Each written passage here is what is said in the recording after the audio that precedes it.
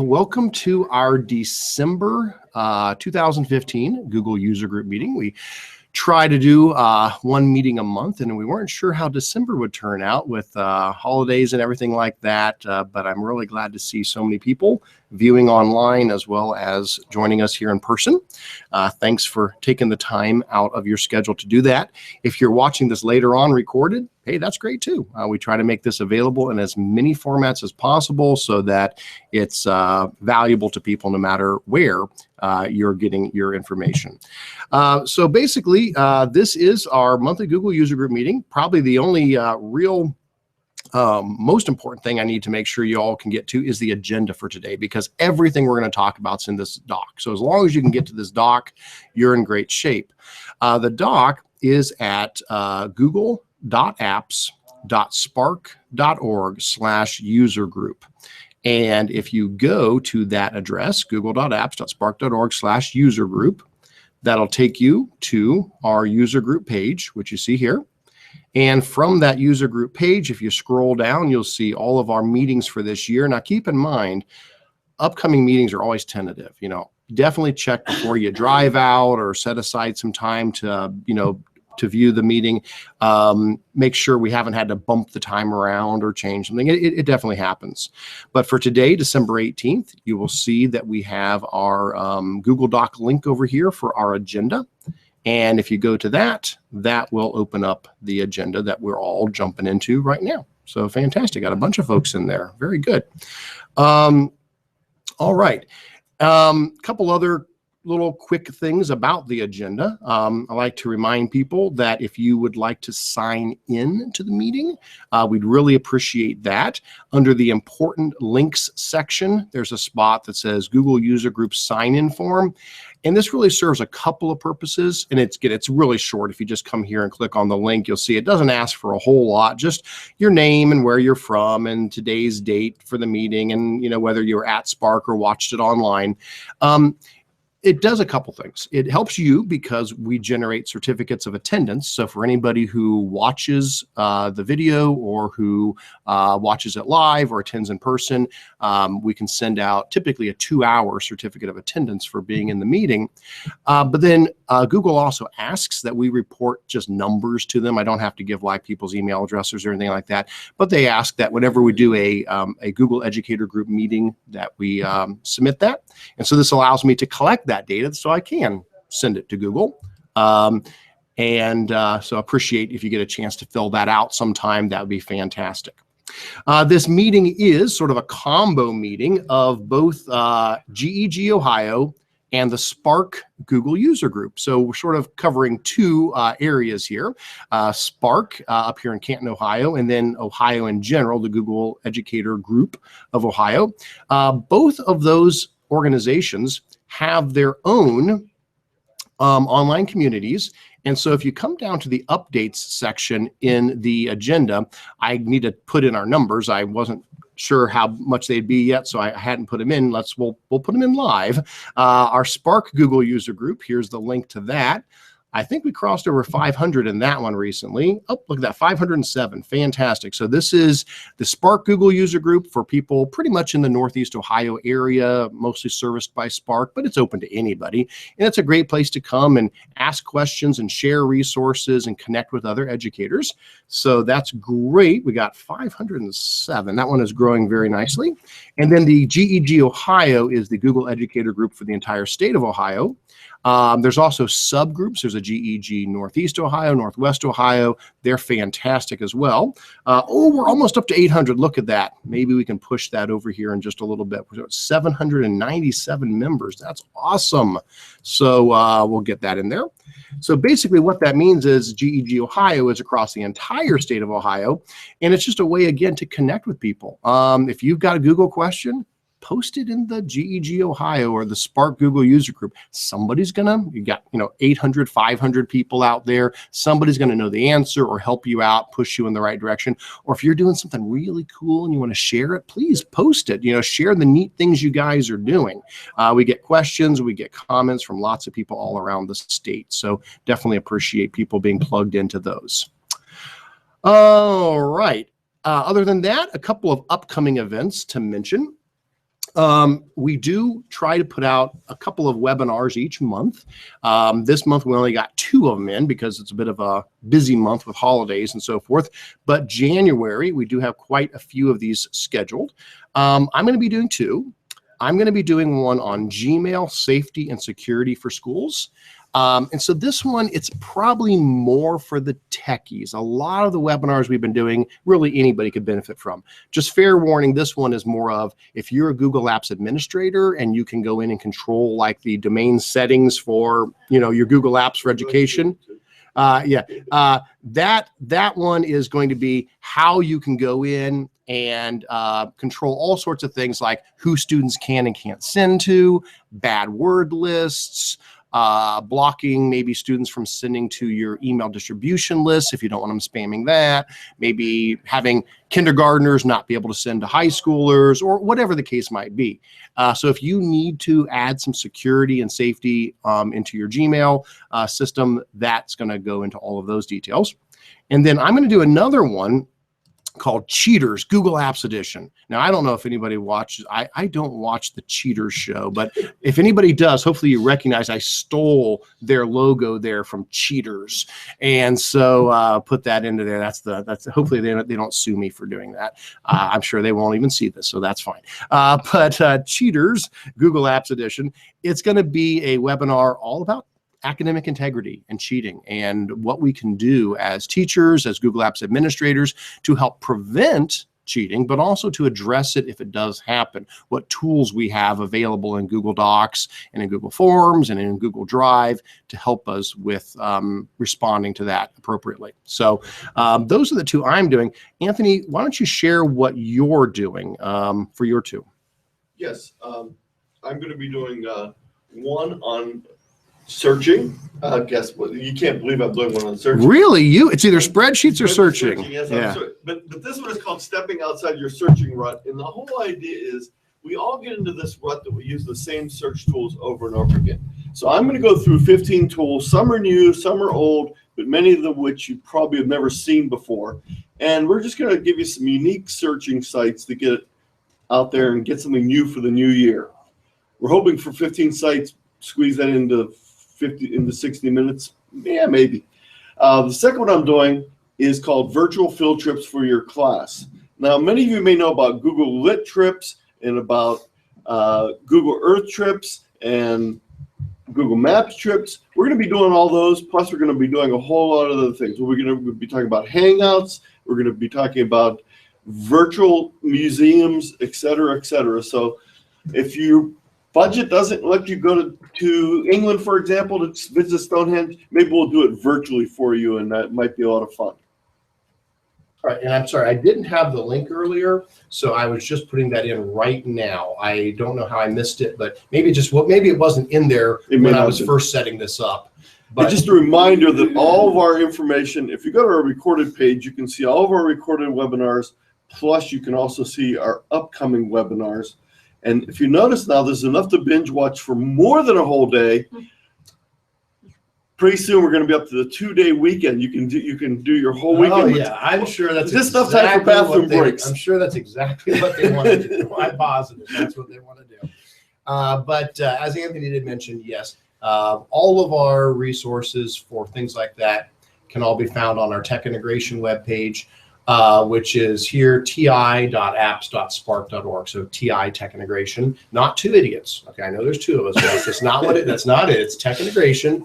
Sometimes we are. ti.apps.spark.org. That'll take you to the main page for the Tech Integration Department. And from there, you can get to the PD schedule to see what's upcoming, but you can also go to recorded trainings to see all the ones that have been done in the past. Actually, Eric, it stands for TOO, interesting. Too interesting. Okay. Yes. Well, hey, we'll let people decide what TI means. We'll leave that up to them to decide. So, I mean, that's pretty much the gist of the introductory kind of things here. So again, if anybody's joining us late, I did see our numbers have jumped up quite a bit on the online viewers who are watching live at the moment. Just a reminder, how we're getting to all of this is google.apps.spark.org/user group. And from that web page, that's where you can open up this agenda. That takes you to the user group web page, And from there, you'll see the December 18th meeting, and you'll see the link to today's agenda. Now, of course, you can always get previous months if you need to catch up on something. We had a lot of technical difficulties last month. It was, the wheels came off of our connectivity here. So that one, unfortunately, we lost a chunk of the meeting, and what came out was 2 smaller parts. So I am hardwired in today, and we're going to have a much more successful meeting, I'm sure, because of that. All right, let's pause for a moment before we get into the rest of the agenda. Anything that you guys would like to share? Are there any upcoming events we should know about? Any news or information from folks here?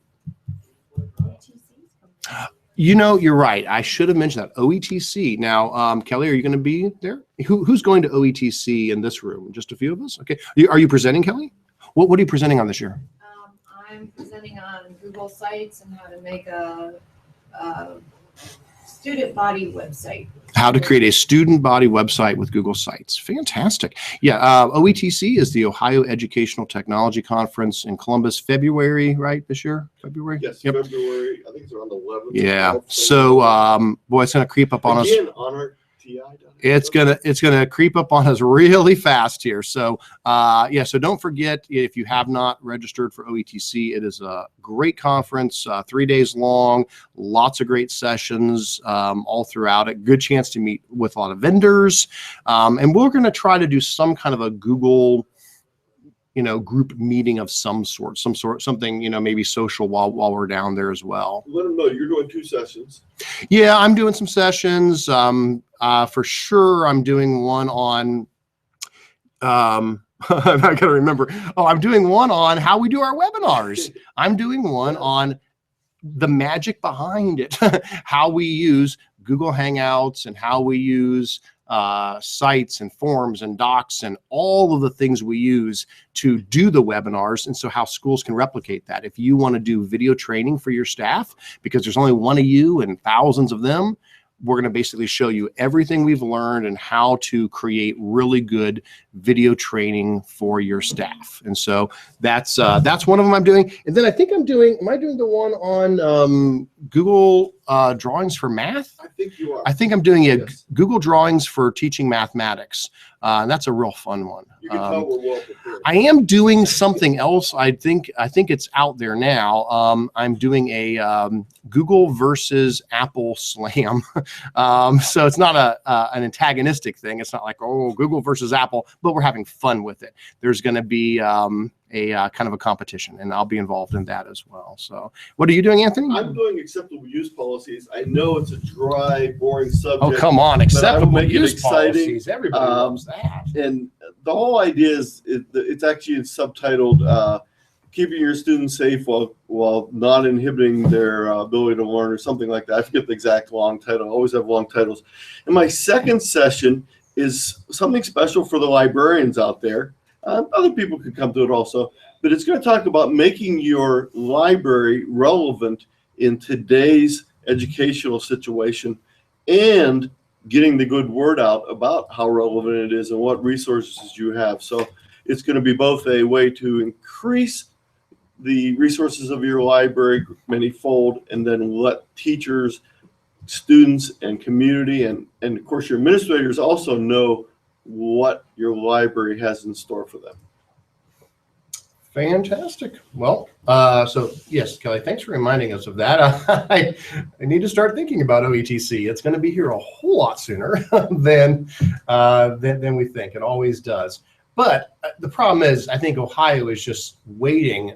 That's where all the snow's at. You realize that. That's why we have 50, 60, 70 degrees. It's in Mansfield. All the snow is just stacking up, waiting for February for OETC, and then it's just going to all dump on us all at once. So, all right, on with the show. So basically what we do here each month is we try to cover a couple of things. One is what's new in Google Apps. And I'm not going to go through everything in here, but I try to provide you guys with as many updates as I came across in the last month. So I try to check most days, most of my Google blogs and Twitter and Google+. And as things come around, I just throw them into the agenda. So hopefully this will get you all caught up on anything new Google has rolled out in the last month. But then we also have a section called Q&A. So if there's any kind of questions you have, we may have the answer, we may not, but who knows? Maybe somebody else who's watching will, and we can, and if not, we'll try to find the answer for you. But this is a good place to ask any questions you might have. And then show and tell, if you're doing something kind of cool, you just want to toot your horn about a neat thing that's happening in your school. And I know you guys are doing a lot of neat creative things. This is just a great way for you to be able to share stuff that you're doing. Oh my gosh, Lakewood is hosting Google Expeditions in January? Awesome. Oh, that's so good. I did not know that. Maybe they'll use the snow. Oh, that's fantastic. Okay, so good. Okay, well, we won't jump ahead. We'll come back to that later. But that's exactly the point of that. We want to hear awesome things people are doing out there. All right, so let's go ahead and start with what's new in Google Apps. Some of these we'll just mention real quick. Others we'll actually dive into a little deeper. First one, Google mentioned something that I thought you could do before, but I think I just didn't realize specifically what they were saying, is that you can now drag and drop files directly into folders in Google Drive. Now, I'm sure you guys are aware that we've been able to drag and drop things into Drive normally. So if I go here to my Drive, and if I pull up, let me find a folder that's, grab my downloads folder or something like that. Here we go. If I were to take something from, grab my Drive again. If I come to my Drive, and if I were to grab my downloads folder, if I were to grab any one of these files, I can always just drag and drop it right into my Drive. That's not new. I mean, now I know it works in Chrome. It may not work in every browser, but it definitely works in Chrome. So that I always knew you could do. I think, Anthony, correct me if I'm wrong, what they're saying is you can now do this over on the side here. Absolutely. And you can drop it directly into the folder. So that's the change. The granularity. Instead of just dropping it in the main part of the window, if you say, oh, that's not where I meant to put it, you could come here and you could just keep drilling down through your folders until you get it to the spot you want it, and then you could drop it directly into those folders. So I guess basically it's just mirroring more of what we're used to in a Microsoft world, that same kind of thing of, dragging things into folders. So good deal. I thought that was nice. I just wanted to mention right now, I know it's not something new, but I have covered, I did a webinar yesterday afternoon on Google Drive, navigating Google Drive, and it's more than you ever wanted to know about Google Drive, but it does include this, and it also includes the new search box, which has been put into Drive, and I'm not sure if we have that up on our list. It is. But it's going to be on the list. So there is a webinar from yesterday on Google Drive ad nauseum. All right, that's great. Next thing up, Google put out a PD Handbook. Basically, it's just a really nice PDF they put out that kind of covers all of the things that they offer as far as online trainings, certifications, communities, that is GEGs, and other ways to get support. So it's not like there's new information here. This is not really a new, well, it's a new document, but what's in it? It's pretty much just they've nicely arranged all the information that's been available in other places. So as far as training goes, it talks about their fundamentals course, it talks about their advanced course, it talks about the Google Administrator course, it talks about the Trainer Essential courses, so all of the training they have online. Then it talks about the certifications, so Google Certified Educator 1, Educator 2, IT admins, trainers, innovators. So it just explains really well what all of those are. And then GEGs, like we're doing right now, Google Educator Group talks about, GEGs, and then finally other places to get help from partners and trainers and things like that. So not new information, just a really nice way to put it all together in one spot. All right, next up. We've talked about Google Trekker in the past. Google Trekker is where Google kind of puts together using Street View and maps. They put together like a tour of some place you could not normally go easily. Maybe they hike along a mountain or they go to, a city in some other country. They've actually added 2 this month. One of them is the ancient city of Petra. So if that's the one where they carved, the giant stuff in the rocks there at Petra. So if you go here to the tour, And then there's audio with it as well, but I've got my audio off at the moment, but they do talk to you. I don't think it's going to, yeah, I've got my audio off, but she's talking to you the whole time in a very nice British accent, explaining, you know, what this place is, all about Petra. And then basically it zooms you into here.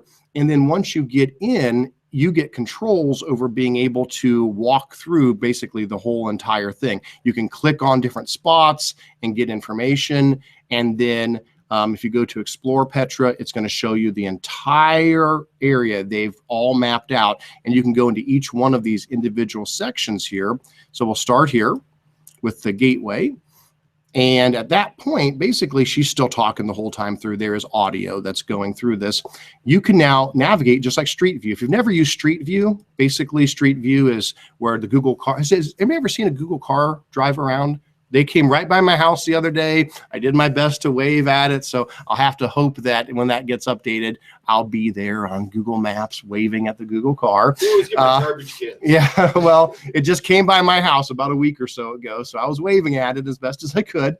But this is how they record all that stuff with Street View. And you can just move through. But not only can you move through, but you can take your mouse and you can look around. And so it just lets you almost like be there, and you can move all around and see everything. Well, basically, they've done this entire thing for the Petra location. So just be aware that one is available. And while I'm on that, I'll jump up to the other one. It's further down here. On December 1st, they mentioned the new performing arts exhibit, and it was done pretty much the same way. It's through the Google Cultural Institute, and what they've done. Well, no, you can talk about that site more. But basically what they've done is they've created a virtual exhibition of the Performing Arts Hall, and they're doing in the Hall of the King. Is that the name of it, Anthony? In the Hall of the King? Yeah. Okay, so basically if I come here and I enter into this, again, it's got audio, the whole thing. I've got them turned off right now, but they're talking this whole way through here. So they take you to Carnegie Hall and you get to go inside.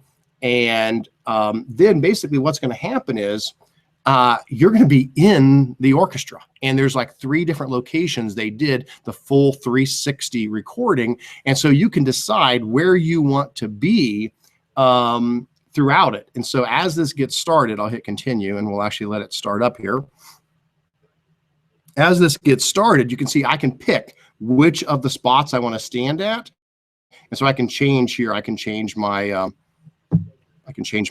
camera. But I'll now, and I can click and I can drag to look around. And it's all live and everybody's moving and there's music and stuff like that. So it's really, really awesome.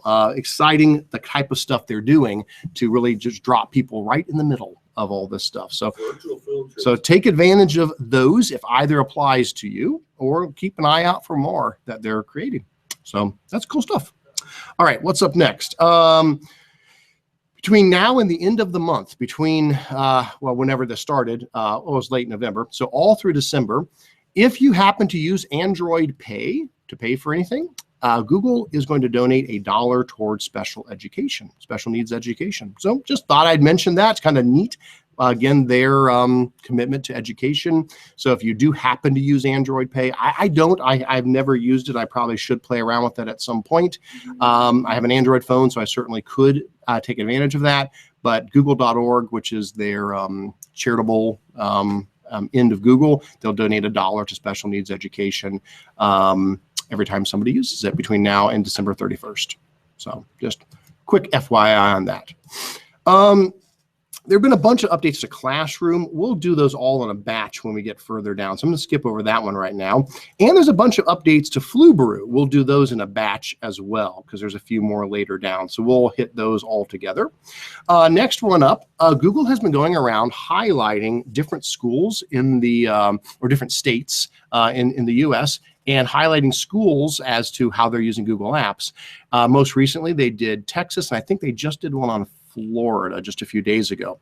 So on one hand, this is great just to learn. Come here, read the blog post, find out neat ways they're using Google Apps. That's great. But also, we want Ohio to get, in this as well. We're not shaded in yet. So what they ask you to do is to tweet online or on Google Plus and include either hashtag Google EDU or at Google for EDU. And if you do that, they monitor those. And I would definitely encourage you to share the awesome things you're doing so that they all have some good ideas when they do highlight Ohio, maybe some schools to come visit. And I'd love it if they could come visit some of our area schools. So that'd be great. Next up, looks like when you're doing mobile search, you can bookmark images. I haven't played too much with that, but that's a nice feature on mobile. We talked about the performing arts one. Easier management in the Google Admin mobile app for Android. That's nice. If you are a Google Apps administrator and you're not near your computer and you need to make a change to the admin console, I do have that app on my phone. It allows me to go in and do some managing. They have improved the UI for that to make it easier to use that mobile app. Now, this one's kind of interesting. I don't know if anybody here, did anybody get any emails from parents or administrators or anybody saying, oh boy, student privacy? Did you hear that whole thing this month? Some of you did? Okay. So the EFF, which is a great group. I mean, I have nothing bad to say about the EFF. That's the Electronic Freedom Frontier Foundation. Yeah. Oh, I'm going to goof it up now. See, I like them, and I'm even going to say it wrong. Electronic Frontier Foundation. Okay, there we go. Electronic Frontier Foundation. They are, an advocate for, for rights online, for, privacy, for security. It's a good organization. Unfortunately, it sounds like they made some claims that Google is saying really don't hold water, and it created a lot of concern. And they were basically saying, hey, Google is not treating student data properly. The data is, what were some of the things they said? They were talking about how the data was available online in ways that it shouldn't be. It was being scanned, different stuff like that. Well, Google very quickly responded and said, that is just not the case at all. We are incredibly committed to student security, student privacy. They said, what's happening is it's the way our program works. For example, Chrome Sync. They go, what you're seeing is a feature, not a privacy violation. For example, if you sign into Chrome and you turn on Chrome Sync, which I do all the time. If I come up here, I'm signed into Chrome. If I go to my settings, you will see I am signed in as ericcurts@gmail.com. And that allows me to sync everything, my apps, my bookmarks, my extensions, my history, my passwords, everything I do. So if I walk away from this computer and I go to a different computer and I sign in, I can get to all my stuff. Well, yeah, that's what's happening is Google is recording all those things for the benefit of the students and the teachers. So no matter what Chromebook they sign into, no matter if they're at home or school, they get the same experience. They're saying, we're not doing this to harvest their data. We're not using this data to sell to advertisers. We're not using this to spy on the kids. This is for the benefit of the students so they can have anywhere, anytime learning. So you don't have to worry about, oh no, you have to sit at that computer. No. Just grab whatever Chromebook's available. All your stuff's there. So they said that was the misunderstanding, was that the EFF was seeing all this stuff is getting saved online, but it's really still secure and it's for the benefit of the students. So I was glad to see that Google responded very, very quickly to that, because that's always a concern. And we don't want parents and students and administrators and people worried about that. We have to question these things, but I'm glad that Google was very quick to give answers to it. So I don't know, does anybody have anything else to add to that? I don't know if I did that justice really, but please read their response if you want to get more details and direct people to this response if people have questions about it. All right, let's keep on going here. I'll close out some of my windows. I end up getting too many windows open and I always worry about that. All right, there we go. Next up, Google has launched their Certified Innovator program after a long hiatus. Used to be back in the day, it was called Google Certified Teacher. They've now renamed it as Google Certified Innovator. And basically what it is a program that you can apply for and say, hey, here's how I innovate with Google. Here's the way my students innovate with Google. Here's what my school is doing that's really creative with Google Apps. And then they will select a small group of people each round, and you get to go to the Google Teacher Academy. Now, this time around, it's actually going to be out in Mountain View in California. Here, let me open up the page to that. You'll see that the first round is Mountain View, California. The application deadline is January 11th, and then the Academy is in February, the 24th through 26th. And then after the Academy, there's a expectation for over the course of that year to continue to work with Google on developing a really neat project that you're going to, an innovation project. I definitely would encourage people to apply for this, even if you think, well, I may not get it. It's not going to hurt to apply, and it's going to help you know better what they're looking for. So if you don't get in the first time, you can always try again in the future. Now, I am a Google Certified Innovator. I went to this several years ago under the old program when it was Teacher, Google Certified Teacher.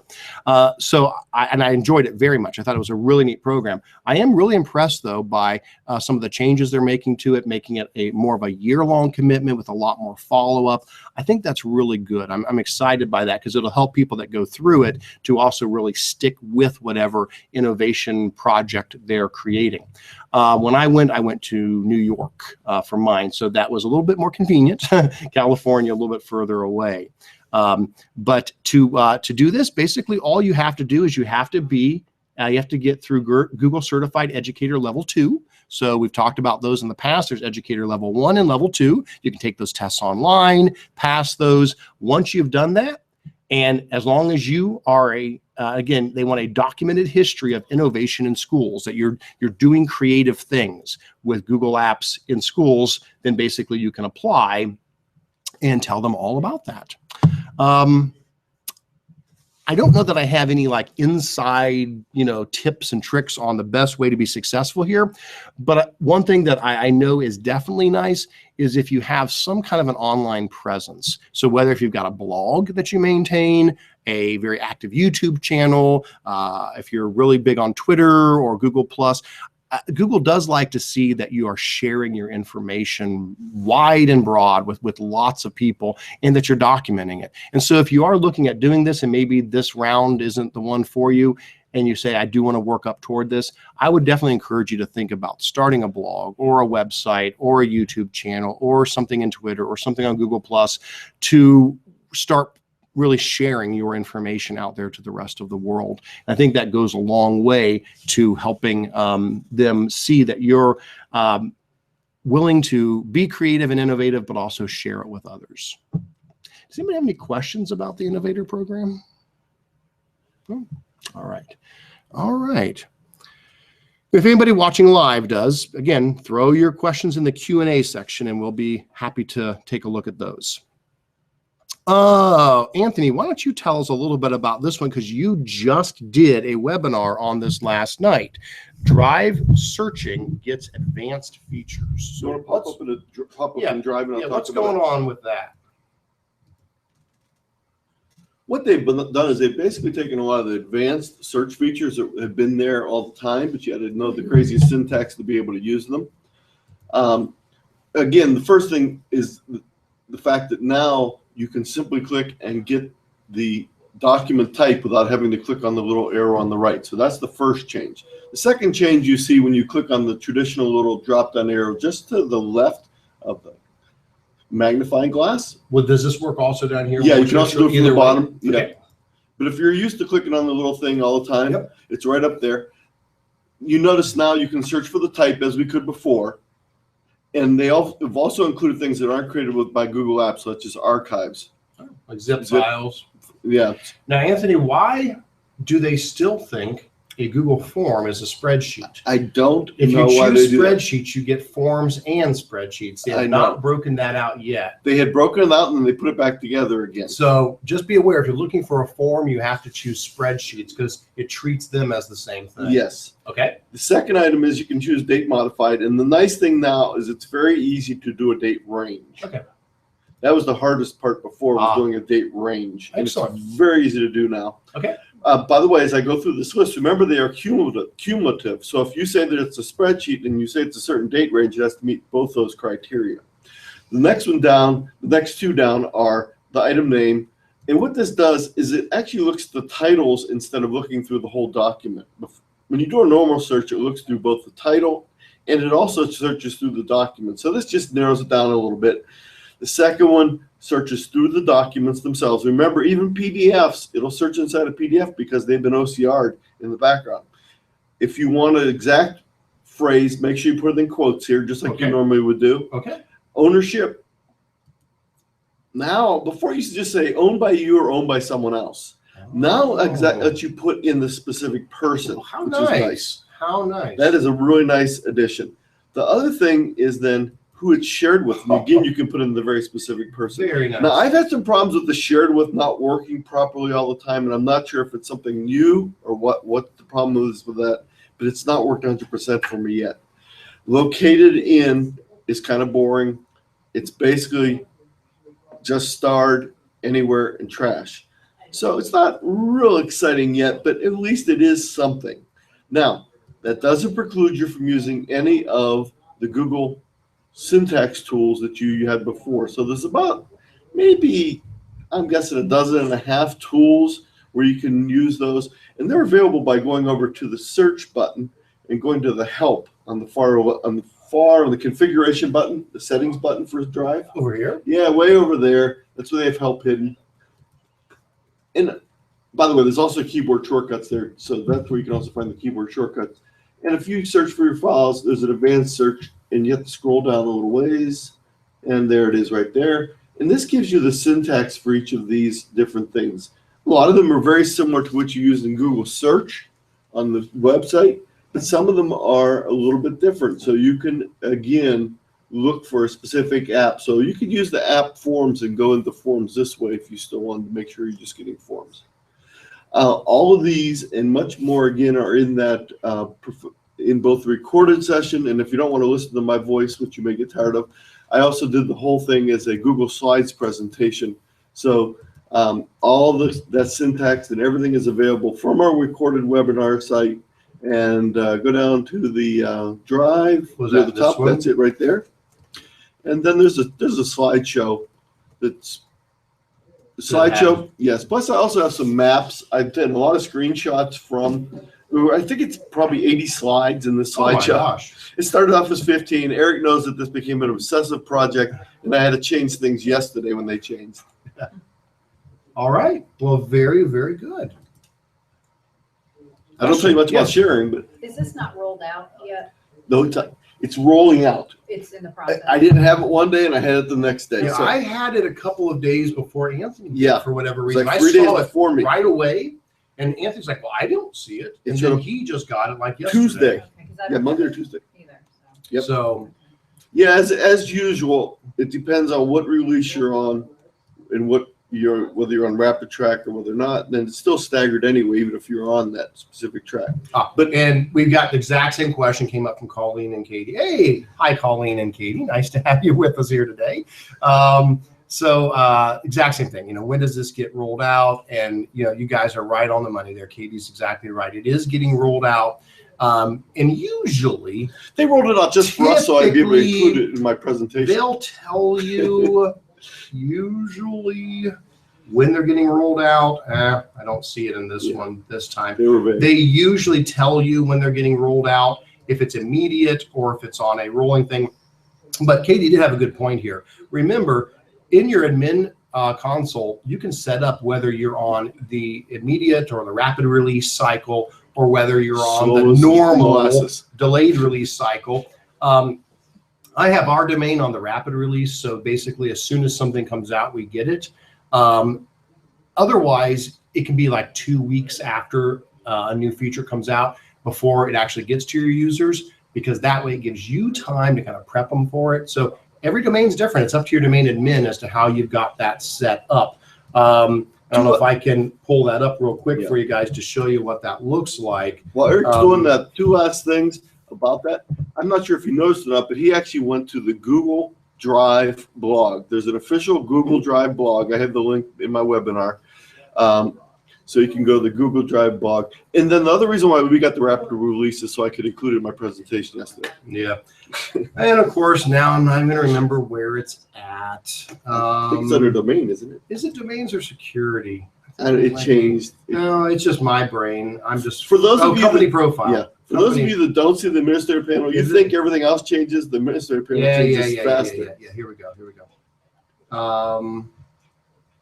There it is. I'm so sorry. My brain just kind of died there for a moment. It's under company profile. So if you're a Google Apps administrator and you go to your admin console and you go to company profile and you go to profile and you scroll down quite a bit, you'll get to a section there on new user features, rapid release or scheduled release. So I've got us on rapid, but you can do scheduled, which keeps you about 1 to 2 weeks later. And they do have a release calendar that's linked in from there as well.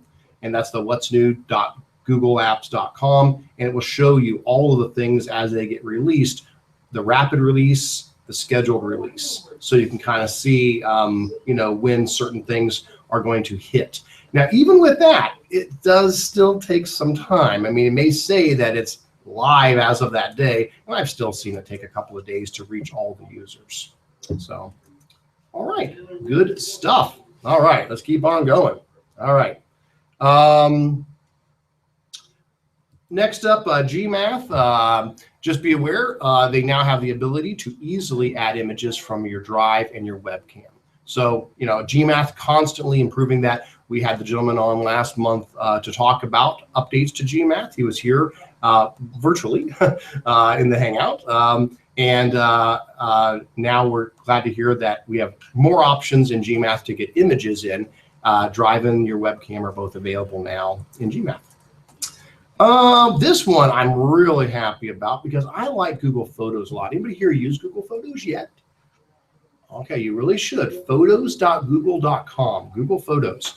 Google Photos is basically Google's image archiving tool, kind of like Flickr.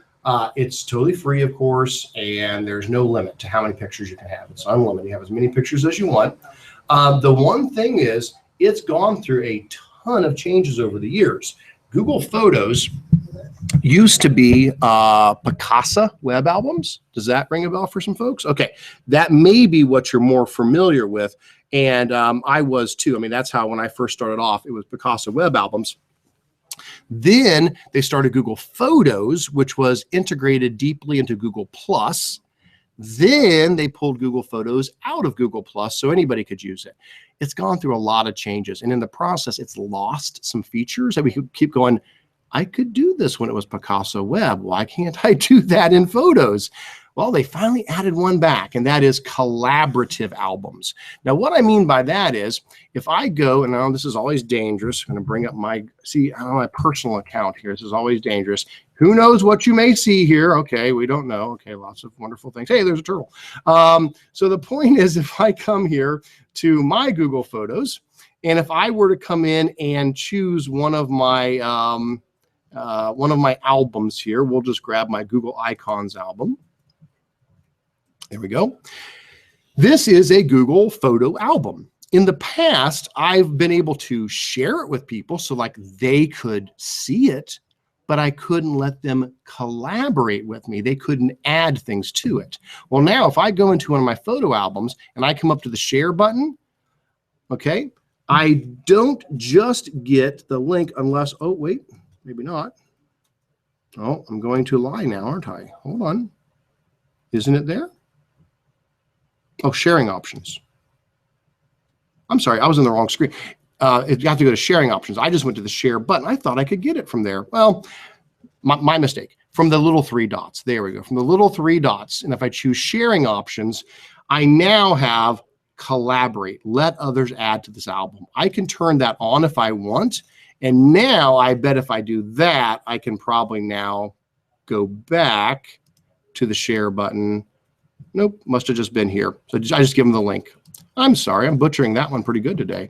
So as long as I turn on let others add to the album, apparently that's all I need to do. I just give people the link then, and as long as they have that link, they can then add to the album as well. So I think this could be really, really useful for a school where you set up an album for a field trip or for an event, and you let multiple people feed their images into that one album. So I thought that was nice that they've added that back, something that we've been missing for quite a while.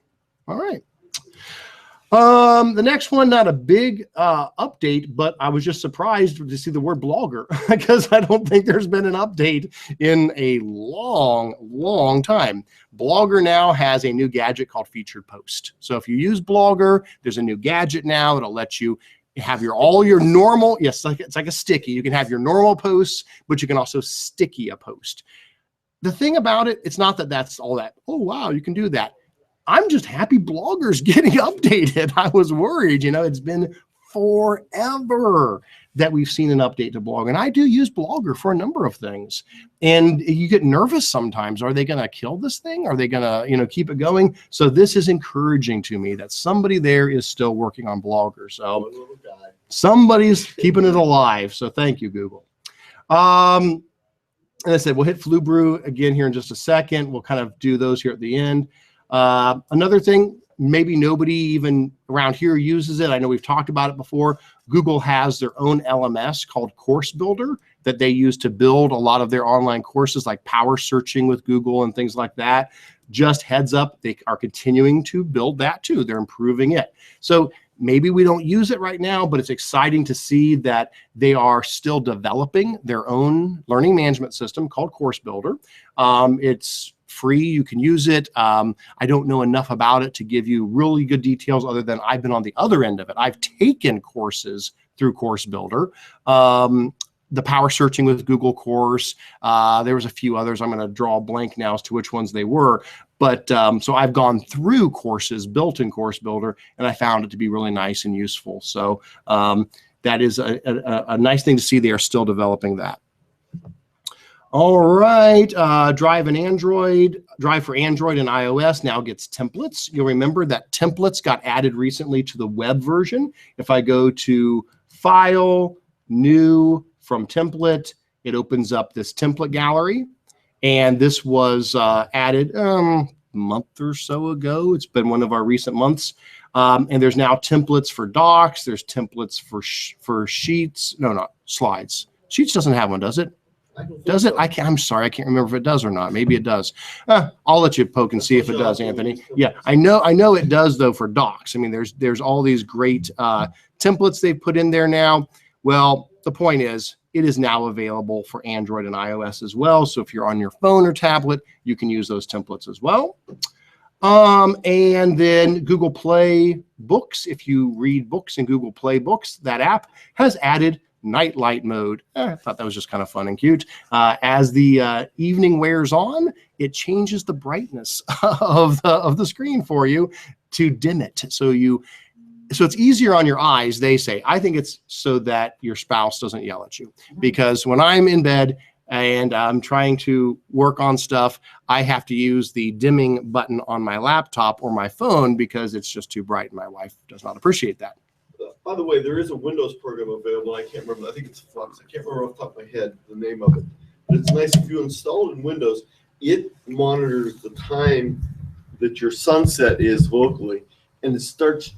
That's what this does. Yeah, it starts. That's exactly what this does. Yeah. With what it does on your computers, it starts backing off the blue shades. That's exactly what this does. It's the same thing. Yep, same exact thing. What you just said is almost like you're reading from that article. That's exactly what it does. But you can have it on your whole Windows computer. It knows so it knows what time of day it is. It knows location where you're at, and exactly it gradually removes the blues and it goes more toward a warmer, like orange yellow type of a tone to the background. It's F.lux. F.lux. Yes, Lux. So for a Windows computer, you can just have that installed in general, and it just does that. It's also available for the iPhone, iPad, and it's also available for Linux. Okay. I don't know if there's an iOS version of it out there, But the only thing is, make sure if you're editing photographs, you have it turned off.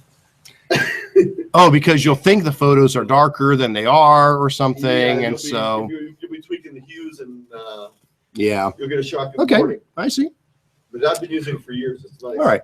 Well, let's take a look at the two big things. I've skipped them, but Classroom and Flubaroo, both of those got some pretty neat new tweaks.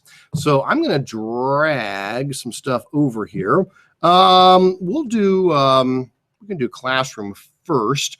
There's a bunch of new features that they rolled out in Classroom just recently here. One is the ability to export your grades directly to Google Sheets. Now that's nice. For a while, we've had the ability to export grades. That's not new, but it always spit it out as a CSV, which got downloaded to your computer, which then you could open in Excel, or you could re-upload to Drive and get it into Sheets. Well, they've cut out the middleman. If you want, you can now export directly to Sheets. We'll show you that. They say there's an easier way to update your grade point scale. And I think that's good because it used to be confusing. I don't know if you have noticed when you would go to click on the grade values for an assignment, it gave you 4 choices like 100, 25, and 1 or something like that. And you were allowed to change them, but people didn't realize you could change them. They thought it was like, these are the 4 options, you got to go with them. You could just type in your own value, but it wasn't very clear that you could do that. So they've done that. And then keyboard navigation when entering grades. You can now just use the up and down arrows to move through as you enter grades rather than having to click on each one. And you can also sort now on the grading page by first and last name. So I'm going to drag this Classroom over here real quick. This is from the webinar on rubric tools for Google Docs that I did a while back. If I grab an assignment here and I go in to the done version of it, you can see a few of the things that we were talking about. For example, up here where it says 100 points, in the past, if I clicked there, it would give me a drop down with 100, 25, 1, things like that. Now, basically, it just says, hey, it highlights the 100 and helps you realize, oh, I can just put in whatever number I want, and it updates that for you. So it's not a new feature, it's just a better presentation of that feature so that you realize, oh, I'm allowed to type in there? Oh, well, that's good. And then when you go to do grades, like we said, you can now just use your arrow key to move down. Oops, that's my up arrow, sorry. To move down. Maybe. Type properly. Come on, Eric. There we go. Sorry about that. I clicked off of there. There we go. Now we're in business. And so I can just keep moving down. And as I go down the line, I can use my arrows rather than having to click on each one of them and go back from my mouse to my keyboard, my mouse to my keyboard. I can do that. I can also sort now by either their status, done, not done, by first name, or by last name. So I have those options there, however I want to sort those. And when I'm all done with that, I can always go to the gear in the top right and do the normal export, but now instead of downloading as a CSV, I can copy the grades to Google Sheets. And when I do that, it creates a really nice Google Sheet for me, and it'll do all of your grades. It'll dump the whole thing. Now, I've only got one assignment, but it will spit out, oh, I didn't save the grades, did I?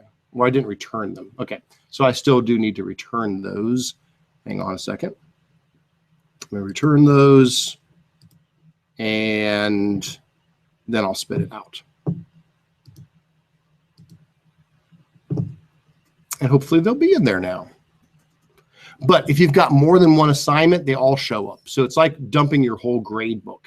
So you get all of your assignments, you get all of your students, you get averages for the class, averages for the assignments. It's really nice. So it does a quick dump of your grade book into a Google Sheet. So that's cool. So those are some nice new Classroom updates. Any questions or comments on Classroom? Yes. Is there a way to attach an ID number of some kind to students? I know just what you're saying. You want this to then get imported into Progress Book or Pinnacle or, you know, eSchool Plus or something like that. Okay, well, here's the idea.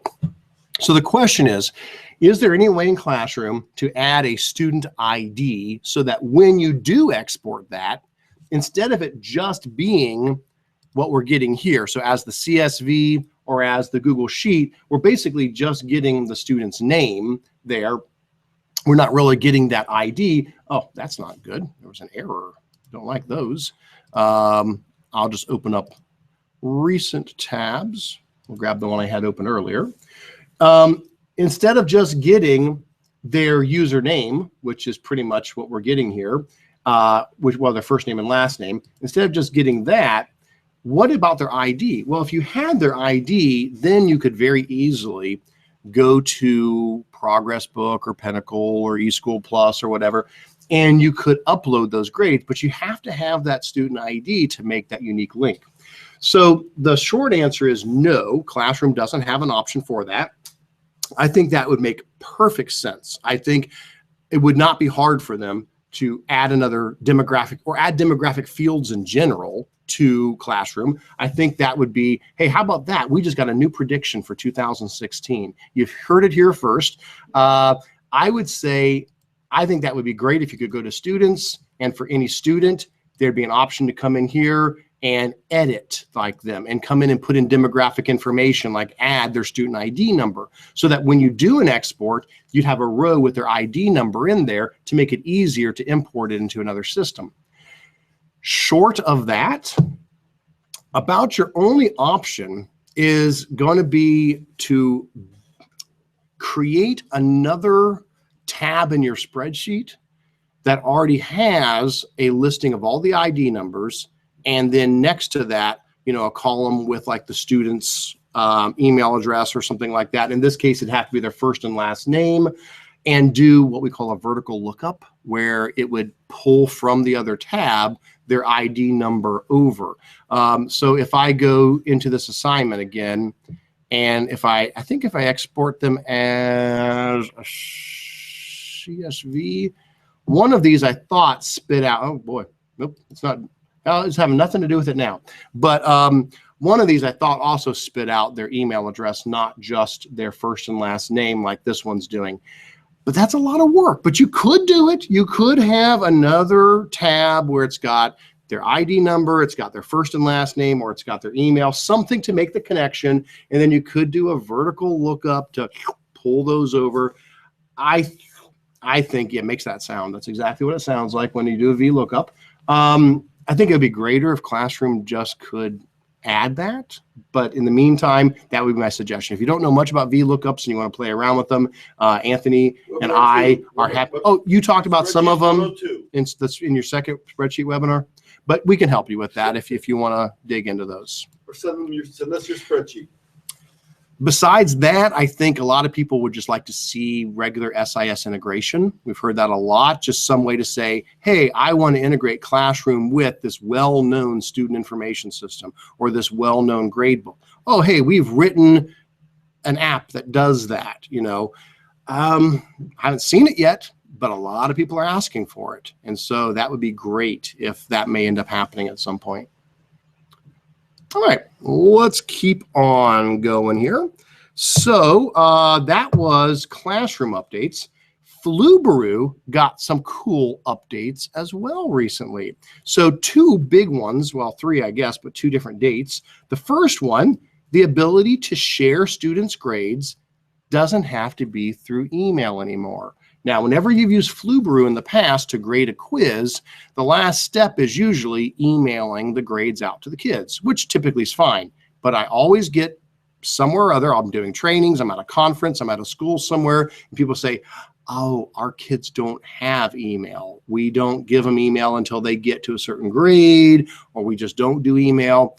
Well, thankfully now, you can, in Flubaroo, share the grades via Drive. So instead of emailing the kid their grade report, it goes into their Google Drive, and they can open up Google Drive and they can see the grade they got there. It also does have a nice printing option as well now if you actually need to give them a physical copy of their grades. And I'll do both. I'll show this here in just a second.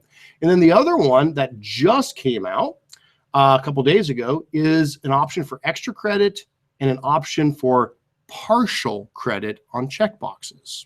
So here's what we'll do. Let me pull up my example here. Okay, so here is a very simple quiz. Nothing fancy about this. I did throw in some check boxes here, but it's just a normal old quiz. All right. So, and if I come here to view the live form, there it is. And if we come here, I think I've already got the spreadsheet open with the results. There we go. So here's the results here. So there's my answer key row as normal. And then we've got 2 students who have taken the quiz so far. And of course, there's all of their answers going across there. All right. So let's talk about these new features. So one of them is the extra credit feature. Now, to use that, you actually have to turn it on. So if you go to add-ons in Flubaroo, extra credit's not on by default. If you want to be able to use it, you have to go to advanced and advanced options. Okay. So add-ons, Flubaroo, advanced options. If you do that, you'll get all these options, including allow extra credit when assigning points to questions. So that's something you do have to turn on yourself. Okay. If you don't turn it on, it's not going to be available. Then, and so we'll see it in action here in a second. Then the other one is partial credit for checkboxes. So I've got this question here that says, which shapes below are quadrilaterals? Well, square is right, trapezoid is right, and rhombus is right. Pentagon is 5 sides, hexagon is 6 sides. So I could say this is a 3-point problem, okay? What if a student only checks 2 of them or checks 4 of them? In the past, it was right or wrong. That was it, because Flubaroo did an exact match. Either they got everyone right or the whole thing was marked wrong. Well, now you can tell Flubaroo to allow partial credit. If you guys are familiar with this, Flubaroo works with some special codes, like the %or code that lets you do multiple answers. And there's %TO, %2, which is for a mathematical range. There's %CS for case sensitivity. Well, this one is for checkboxes, so it's %CB. If I go in and I actually edit my original answer key, so here's my answer key, and I say, you know what, for square, trapezoid, and rhombus, I'm going to put %CB in front of that. That's saying this is a partial credit checkbox problem. If I add that special code in front of my answer key there, when it goes to grade it, it will give at least a point for the square and the trapezoid. If that's all they get, they'll get 2 of the 3 points. If they pick more than they're supposed to, like a rhombus gets thrown in, it starts subtracting points away from them as well. Never lower than 0, though. They can't like dig a hole, but they can lose points. Okay. So let's go ahead and grade this now, and you'll see how this looks in reality. So this student should get 2 points, and this student should also get 2 points because they got all of these right, but they added pentagon in there, which was wrong. So they're going to lose 1 point of the 3 they got. All right, and I'll make the last one extra credit. The one on Hamlet here, we're treating that as an extra credit problem. So if I come here to add-ons, Flubaroo, grade assignment, it should look a little different now than in the past. For example, notice there's an extra credit column. So I can come down through here and say, this extra credit question on Hamlet will be marked as extra credit. That way, it reduces the amount of points the quiz is worth while still counting that as a point they can earn. So if it was a 10-point quiz, it's now a 9-point quiz, and they can still get this extra point. So they could get 10 out of 9, for example. Okay. So we've got that. And then the one on the shapes, I'm going to actually make that a 3-point question because there's 3 possible answers to that one. Now, I could do a 1-point, and it would cut it into thirds. It would say they're each worth a third. All right, I think that looks good. Let's go ahead and hit continue. And now it wants to know where the answer key is. So we'll tell it it's the first row, and we'll continue. And fingers crossed. Let's see how it did here. All right, so now you'll notice if I come across here, there we go. Which shapes are quadrilaterals? They both got 2 points, which is exactly what we thought. This child only answered gym shorts. Yeah, I know. I was a math teacher in middle school. It's bad. So gym shorts got 2 points because he answered 2 of them right, but missed the third one, just didn't do it. And then Sarah Bellum, she's usually very smart. She got 2 points because she answered all 3 right, but then 1 wrong. So that took a point off. But then the extra credit, Jim got that extra credit, which helped him overall because he had, he got 5 points total because he missed those. He had 2 points, 1 point, 1 point. He would have only had 4, but that extra credit gave him 5. So now we can do extra credit. Now we can do partial credit for checkboxes. And then the final new thing that we talked about is when I come here to Flubaroo to share the grades, it used to say email grades. Now it says share grades. If I go to share grades, it now says, how do you want to share these? By email, by drive, by both. I'll just say, by drive, for example. And if I do that and go ahead and continue, it's going to go ahead and share those. It's going to create Google documents for their results. And, oh, I didn't have their email address. Oh, I picked the wrong one. Sorry. I grabbed the wrong column for email. Sorry about that. It was not the enter your email. It was the username column. Sorry about that. Username. Share via drive, no email. Excellent. There we go. Sorry about that, guys. Always pick the right column for your email addresses. And remember, even if kids don't have Gmail, they have an email address. Everybody in Google Apps gets an email address. It's your username at, whatever your school.org, so forth. And there we go. So now it has shared that document. And if I fire up test user 1, oh, let's see, where is he? Let's fire him up here. He should have, if I go to his drive, he should have and shared with me. There it is, grade for test user 1. So I can say, hey guys, I know you don't have email, but check your drive, go to shared with me, and you will find your grades. And there's his grade report. And it's actually really nice, really easy to read, all the stuff there. Nice job, good stuff. All right. So those are updates as far as Flubaroo and Classroom. All right, let's pause there for a moment. That's a ton of stuff. Any questions, comments, something else you guys saw new this month that we should mention?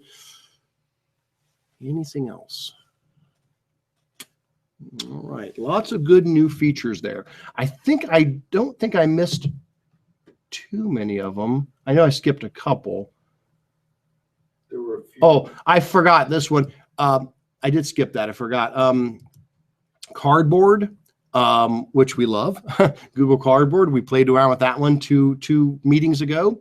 They have released an app for Android that lets you now take your own VR photos. So with your Android phone, there's a Cardboard camera app that lets you hold up your phone, turn around 360 degrees, and it will create your own panorama for you that you can then put inside.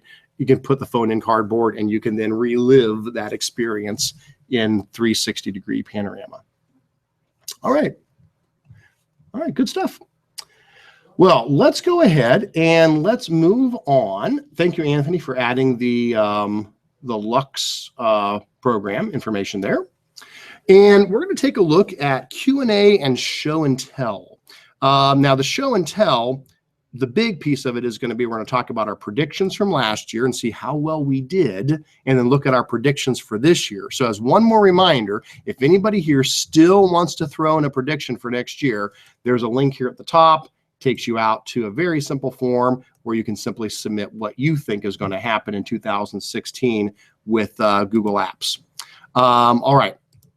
So let's go ahead and go down to Q&A. And I bet some of these have already been answered, but if not, okay, so Anthony, why don't you tell us about this first one? It looks like you addressed this. The question was, is there a good video link or a lesson that would help 8th graders use better search terms in Google? Well, I maintain a whole page on web searching. So if you go to that link, there's information about searching, there's specific information about Google syntax, especially the search operators. If you scroll down in that little section, there's also a section on a technique I call recursive web searching, and that's off to the right. There's a flow chart to go along with it. It's a real nice systematic way to teach your students how to do research as opposed to just searching, because it requires them to go through things multiple times. And then down below at the very bottom of the page, there is a link that says greater than 101 websites. Well, it's actually 245 currently. You can see the number down there. And if you're in a searching rut and you don't want to wait until January for my webinar, you can go in and pick one of these 245, including over a half a dozen, which are Google sites that most people don't realize there's multiple Google search sites. Now, Anthony, do you have LinkedIn here? And if not, we can throw it into the document. Do you have the link to Google's power searching course? Yes, I do. Is it right I think it's under the Google Guide. Because if I don't see it real fast, right there, we can just, Nope. No. Okay, Yeah. so let's just do this. Let me just type in power searching with Google, and we'll grab that link. Here we go. So power searching with Google is, we'll throw that in here as well. I'll put it on the page as well. So power searching with Google is the one I was mentioning earlier that's built with Course Builder. That's the one that I've gone through at least. And there's two courses. There's the regular power searching and the advanced power searching. And one of the courses is going on right now. So I think you can jump in the middle of it. After they're done, then you can go self-pace through anytime. But every now and then they rerun them live again.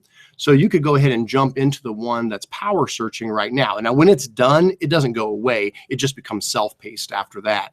So this is a great one for kids to start with. And then the advanced one is really nice as well. The guy who's teaching is very clear, very well-spoken. It makes a lot of sense. He gives great examples. There's no reason a child couldn't. 8th grade we're talking about here, absolutely no problem. A child could definitely follow everything he says and could do the examples. I think it's a really nice video course that says, hey, let's start with Google search and let's really look at better ways to search. And he gets into everything from, you know, the different operators you can use to limit where the search is coming from, to date ranges, to, you know, special things like an image search, looking at the colors, all kinds of stuff. Really good guy. I don't have it listed on there, but we'll add it separately. It's under Alice's material. Okay, so there's a link on that page. You'll also see Alice Keeler has a very good section that's listed on that page. There's a little icon. Yeah, absolutely. Yes. All right. So between Anthony's gigantic resource of searching features and then the one Google has produced, power searching with Google, those would definitely be very useful. Does anybody else have other things that you've done when you guys teach in your schools? Is searching taught? Is it part of language arts? Is it part of library? Is it part of a tech class? How do kids learn searching right now? What do you guys know what they do? Kind of library. Kind of library? And that makes sense. Okay. I mean, support in the classroom, but everybody goes through the library. Yeah, everybody goes to the library. So that's very common. That is not uncommon to have kids learn about, because, hey, it's searching, it's library, it's research, it fits in well. Anybody know other ways that you do it? We see it in English a lot of times. English teachers get that. Sometimes it'll be part of a tech class. Has anybody seen the new draft Ohio technology standards? Did you see those? Okay, those got published about a week ago or sometime earlier this week, and they're draft. So there's, you know, it's not like they're finalized. And there's, you know, I think there's work to do. I mean, I think most of us agree as we look through it, they've done some really nice stuff, but I think we felt there were some holes in it. Research is not one of those holes. They've actually done a really nice job in the draft Ohio Tech Standards to talk about the need for students to understand searching and research. So we are definitely seeing support, or at least guidance from the state of Ohio, that that's a important thing in the tech standards. No, I'll make an offer to people that are close by, and I'm not making this offer for everyone who's on the line, but any of our local schools, if you'd like to have me come out and work with any of your staff, or even work directly with your students. I did a session at Rootstown with all their, I think there was their juniors, I'd be more than happy to do that and go through some searching stuff. I do a 2-day course in searching. It's available also. So if you really want searching, and you know what, I think searching is probably the most important thing we teach our students, because I know it's going to be around forever. They're always going to be searching and evaluating content. All right. So now I'm off to, where am I going to? Texas. Where are you going? Oh. All right. Okay, so what's up next? Read and write for Google on iPads.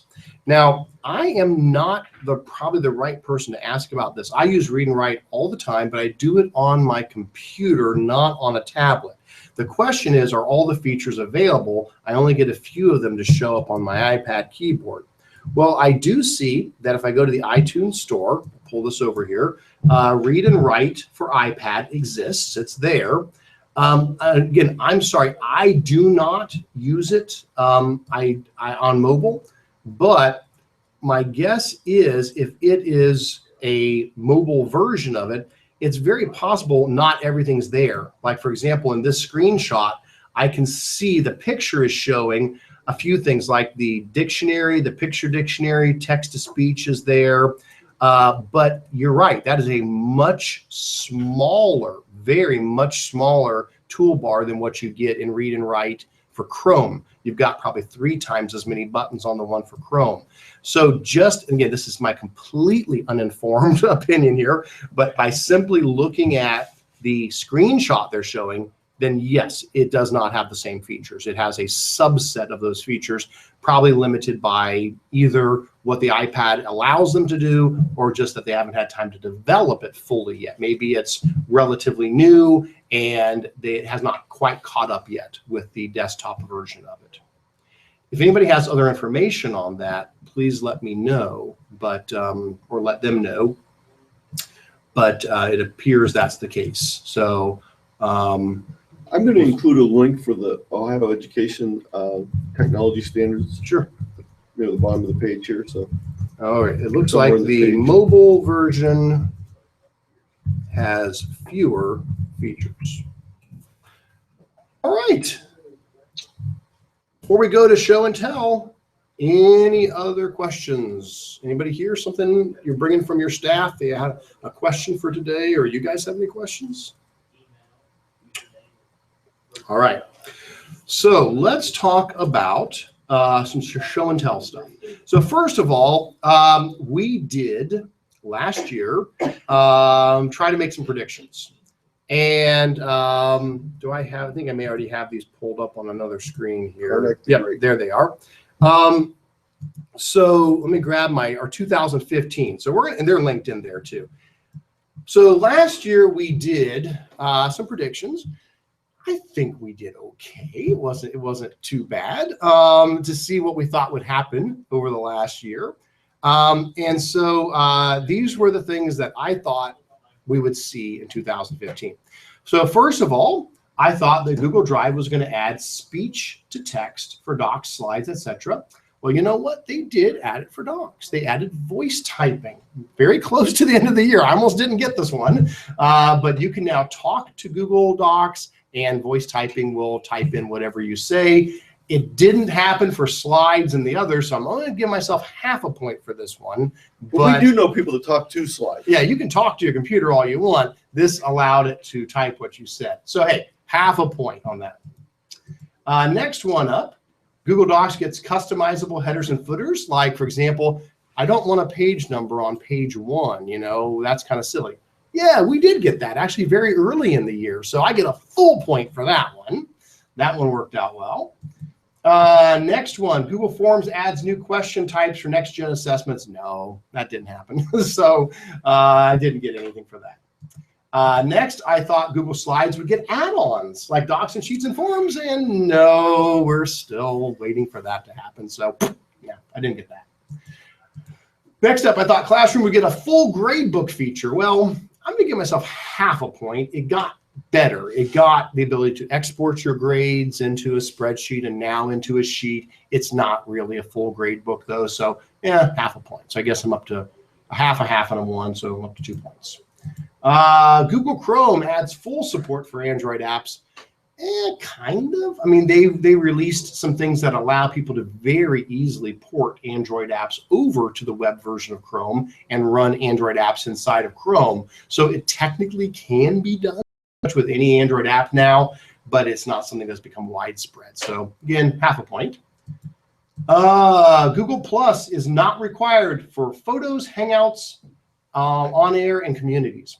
Well, I got kind of close on this one. Google Plus is no longer required for photos. They completely broke photos away from that. It is still required for communities. It's not required for regular Hangouts, but it is required for Hangouts on air. So half a point there again. So I think I'm up to 3 points now. But they have been dismantling Google Plus as a requirement. Google Plus is not going away as far as a ability to go online and post things and share things and all that. But they're not making you have to have Google Plus to do other things. You still have to do it for communities though, and you still have to do it for Hangouts on air. So that's still there. And then the last one, I thought Google was going to launch a free MOOC creation and hosting tool with edX. They had hinted about that in the past. Nothing ever happened. So no, I struck out again on that one. I am watching the survey results, so you still have a chance to put something in for this year. Now, last year, you guys also submitted a bunch of them. So these are things people thought would happen last year. These were not ours. These were from other people. So for example, Hangouts available in Classroom. Well, we didn't get that, but classes open outside of your domain. Yes, you can do that now. You can now whitelist other domains to connect with. Multiple teachers per class. Yes, you can invite teachers. Embedded Google Calendar. Yes. You guys are good. Good predictions.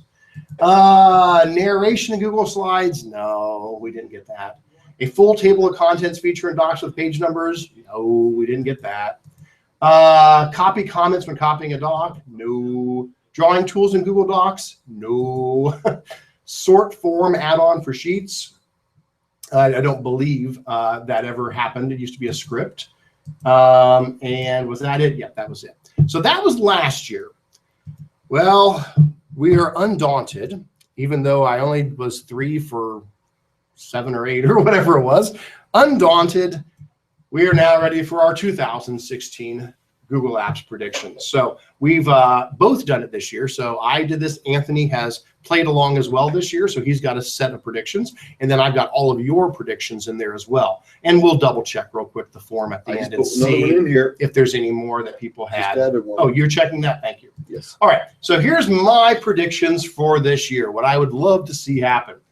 First of all, on mobile, if you go to Android or iOS, there is an app for Docs. There's an app for Sheets. There's an app for Slides. You can actually edit and use those files directly in that app. There isn't one for Forms. Okay, if you want to do a Google form, if you want to create a Google form on mobile, you have to go to the web interface and try to do it from there.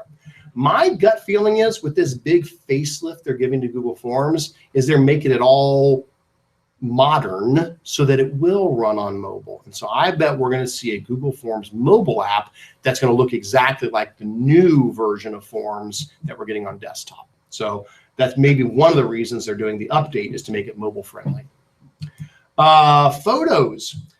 Remember I said we lost a lot of things with photos and we're slowly getting them back. One thing we lost was an image editor.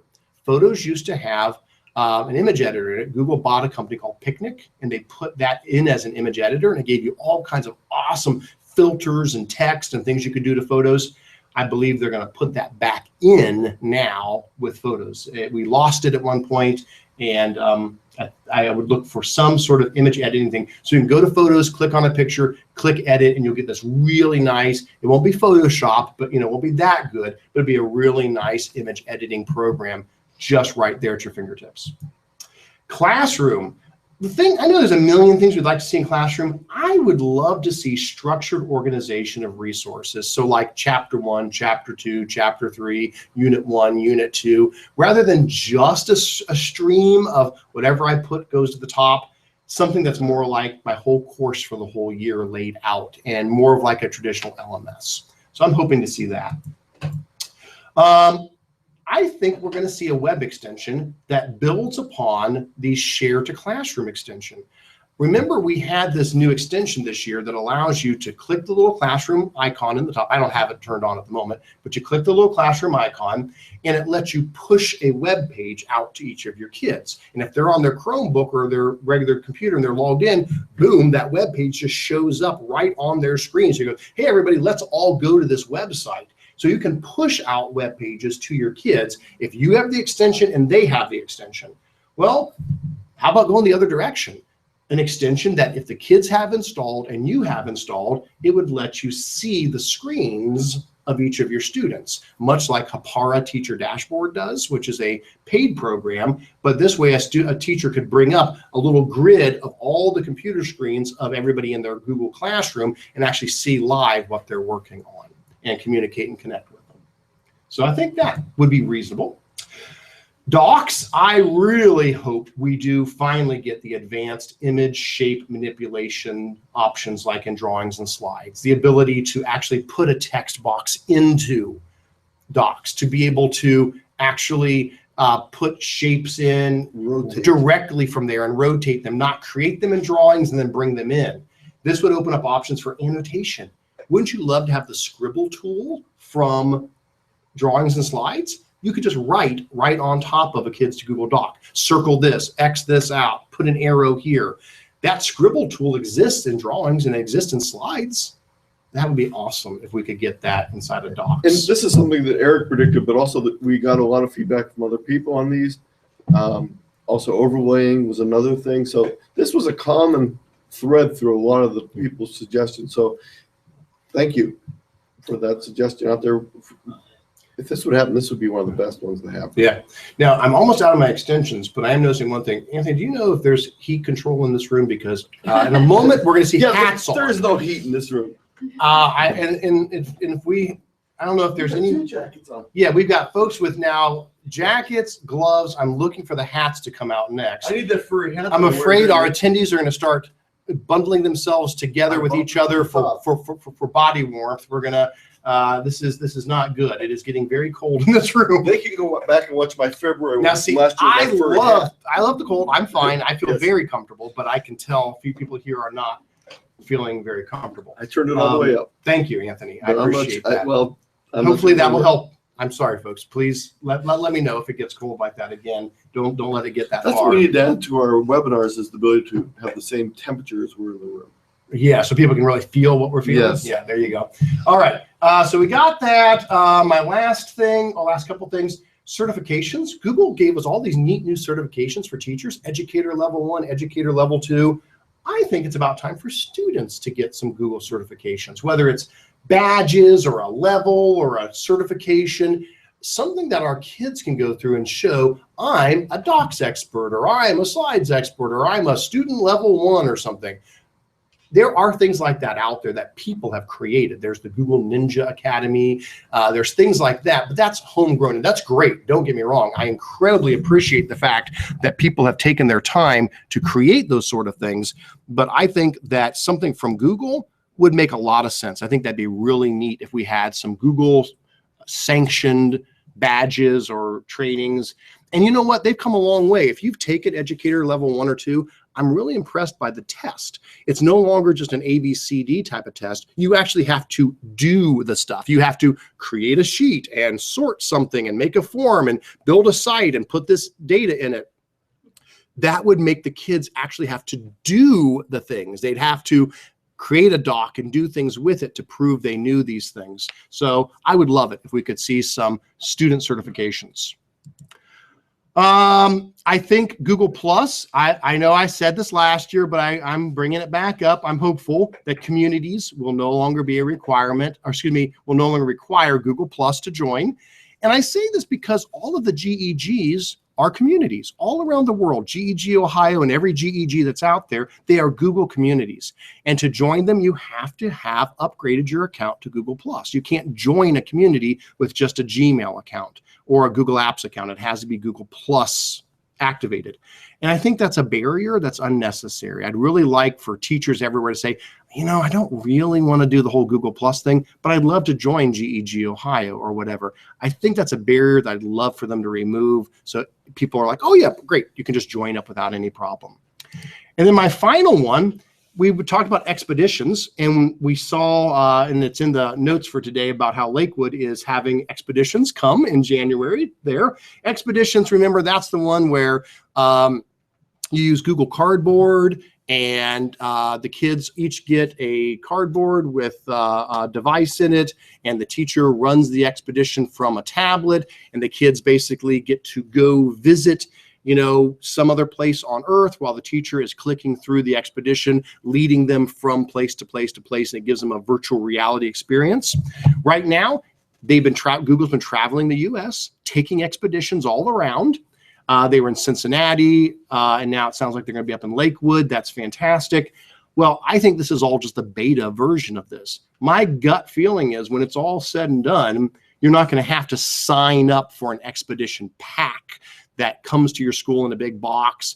If you want to go out and buy 30 sets of Google Cardboard, and if the kids have phones or you've got, you know, some devices on hand and the teacher has a tablet, I believe there'll be an expeditions app that the teacher can download, and you can just run those expeditions yourself. Now you can still, I believe you'll still be able to sign up to, you know, either buy or borrow the full class set from Google, but I don't think you're going to have to. I think Google's always about, hey, if you've got the devices, just do it yourself.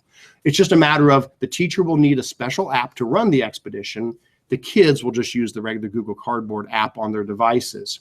I also think we're getting darn close to something like an expedition creator. Remember, I just said there's now the Cardboard app for your phone. So on my phone, I can now swivel in 360 degrees, and I can record a panorama of any place I'm at. And it records my voice too. I can talk while I'm doing it. The next step is just stitching those together. You know, do this and then walk over here and then do this and then walk over there and do it again. Why not now have another app that lets us stitch together those 360 panoramas, which that's all an expedition is. It really, that is all it is. It's just your voice recorded and a 360 panorama stitched together. And so I think there'll be an app that will let teachers create their own expeditions, and then kaboom, this is going to explode into this giant resource online of thousands of expeditions that you can download to use with your class. So that's what I think. Anthony, what do you think is going to happen next year? I think if we can talk to our computer in Docs, we should be able to talk to it in any app. So sheets, slides, drawings, and forms. Maybe not drawings. I'll let them slide on drawings Yeah, right no, now. But I want to be able if they're to going to do it, let them do it. Yeah. So you're saying the voice typing will come to the other programs as well. I think so. I think we're going to see Makes it. perfect sense. And then the next, I didn't put it in my prediction, but the other thing that might go along with that is also to be able to do voice commands. Okay. Because you can already do things like period, new line in the command set. So it would be very easy to put on a spreadsheet to start, move down a cell. Then the next thing is, if we're going to be talking to our computers, they better be talking back to us. So I think we need to read back text to speech again in our application. So sort of like what Read and Write does, but built in. Yes. So anything you click on, it can read it back to you. Now, that doesn't mean you can't do it now. For those of you that have Chromebooks or other devices, you can turn on some of the accessibility functions, right? But they're not quite. It's not quite the same. So no, you're exactly right, Anthony. A lot of these things, there are accessibility add-ons that do these things, but just like Google added voice typing to Docs, they can certainly add all of this to all of their Drive apps. And I think when they added it to Docs, it was really a game changer because you could just jump in and use it. You didn't have to do anything special. Good stuff. Yeah, I love it. Let's see what comes up next. Slides, add-ons. We keep asking. We keep predicting. I said add-ins. Sorry, add-ons. Add-ons. Yes. Yeah. Add-ons. Yes. And then what else? Transitions and the narration. Is that I what don't you want sounds myself, but I know everyone else wants it, so I'll predict it. To record? Actually, I'd prefer not to have sounds, but this is a prediction, not a wish. Okay.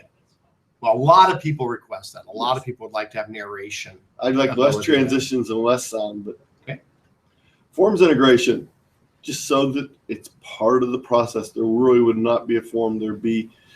So you could build a quiz inside of Classroom that speaks to Classroom better than just linking it in. Okay. Docs. This is a little thing that I think would be so easy to happen. They already have a table of contents. By Yeah. the way, if you don't know you can generate a table of contents, Yeah. you can, and it's dynamic, and you can refresh it, and it works wonderfully. It just doesn't give anything a page number. Yeah. In our agenda today, that's a table of contents at the top. And in all my help guides, it's a table of contents at the top. Lets you jump down quickly to those spots, but no, it does not do page numbers. That doesn't mean you can't do page numbers on the pages, though. Don't want to mistake. Right, but it doesn't list them in the table of contents. Sheets. If anyone hasn't noticed, they keep adding almost every week a new feature to the Explore function. And the Explore function is the little thing that sits down in the bottom right-hand corner of your sheet. You may have never noticed it before, but it lets you do quick graphs and charts and counts and sums and averages by just highlighting things on your page without having to add any formulas. So I think we're going to see more Explore tools added as we go along, because it's a quick way to get a snapshot of your spreadsheet without having to sit there and count the number of cells that are there manually. They're kind of thinking what might be beneficial for you, and let's just do it for you. And if you want it, there it is. Yeah, if people haven't tried it yet, try it, because you'll see that there's about 5 or 6 things available already. All right. Sites, again, this goes back to that same cropping, transparency, overlaying that we talked about in Docs. But the other big thing is, and we heard this from a lot of people, is the ability to drag and drop features from some left-hand panel, top panel, or whatever, right onto the page. So we could drag a table onto the page. We could drag an HTML. So more like page. Like Weebly It's or like something Weebly, like yeah, that? very much like those of you who are familiar with Weebly, very similar to that. So it's very intuitive. You just grab something and drag it over there and drop it. All right. Now, you guys had a chance to do a lot of predictions as well. So we're going to run through those, and I grabbed them as of last night. Anthony? I'm checking that we're good right now. Unless someone puts them in there, I'm watching it. Okay, you're watching it. Okay. So things we heard from you guys, just like Anthony said, sites.